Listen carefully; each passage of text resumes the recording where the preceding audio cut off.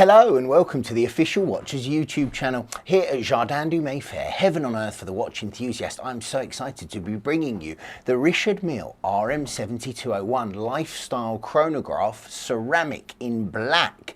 Now Richard Mille released the 7201 in 2020, hot on the heels of the discontinuation of one of their signature lines, the RM11.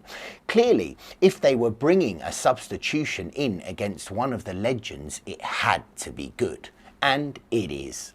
The real fanfare of these pieces, other than being perfectly sized and beautifully formed, is that they are the first RMs to be treated to an entirely in-house calibre CRM-C1.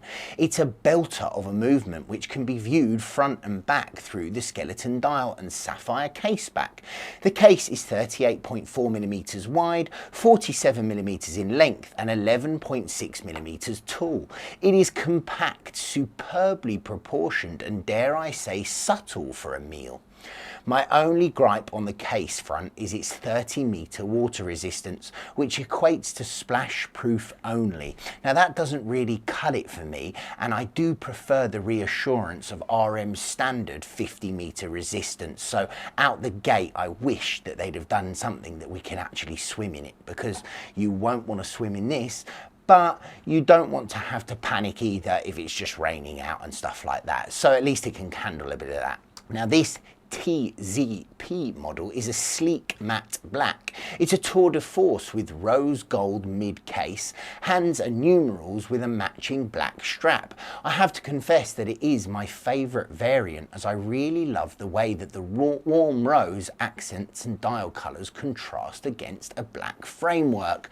Now, just to be clear, that white, as you know, white is my absolute favourite on ceramic, but they did something here with this rose gold sides that blowed me away. So this one has actually turned me from my usual choices, because I really do like the way this one drops. There's also the obvious benefit of ceramic being infinitely more scratch resistant than its metal counterparts. It suits me as I have a very intimate relationship with door frames. It's almost a little bit stealthy, or at least it would be if the rose gold was replaced with something a little more under the radar, but then I think I probably wouldn't like the watch, because that would kind of defeat the point of wearing a Richard Mille.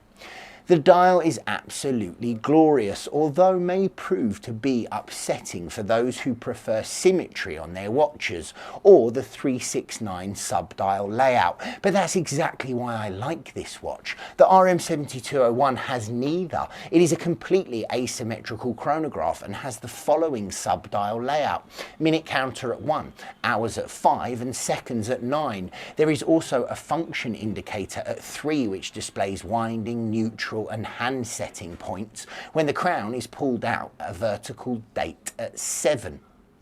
The skeletonization is typically and exceptionally well executed. It has an almost organic look to it, thanks to the positioning of the subdials and use of curved arcs and lines to pull everything together.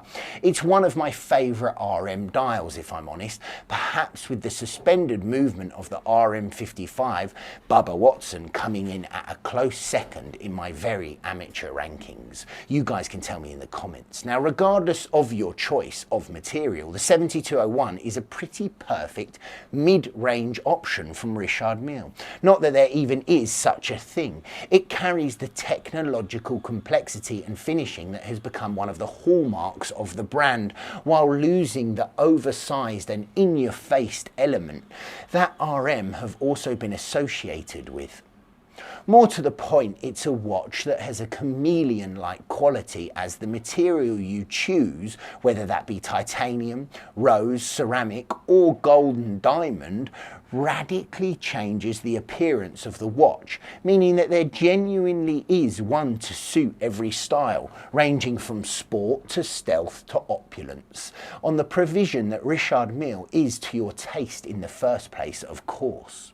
Detractors of the brand will say regularly that RM is too large, too showy, too new, too expensive, too gaudy and everything else negative under the sun. But I guess much like these kind of watches, they do have also complaints that have seen their heyday. So perhaps it's time to move on and embrace the idea that not only can RM do big and showy, but they do it very, very well. They are also mastering the art of sensibly sized and utterly refined, with this 7201 and the 6702 being what I would coin as the most wearable RMs of the bunch. Now, obviously I'm a little bit biased because I really do like RM. Thing is, doing a job like mine, it's easy to get bored of the sort of top three brands, so it's nice to kind of branch out. When I strap a 7201 on my wrist, it feels amazing, I'm not going to lie, but I would love to know what you guys think of the watch. So as always, my favourite part is hearing what you guys think. I would love to hear your comments, and thank you for joining me here at Jardin du Mayfair, heaven on earth for the watch enthusiast, for another Richard Mille review.